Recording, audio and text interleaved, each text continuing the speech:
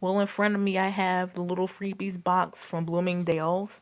Let's give it a open.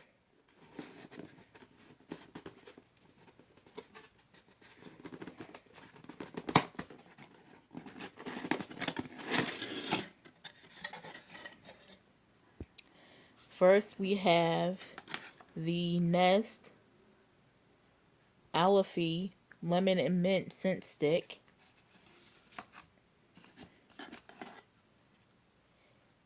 The Seraphine Sage and Cedarwood Scented Candle.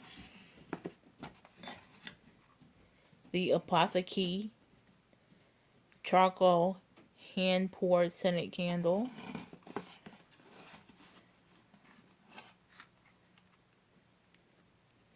The Volume Spa Guilt Pomander and Hinoki Scented Candle.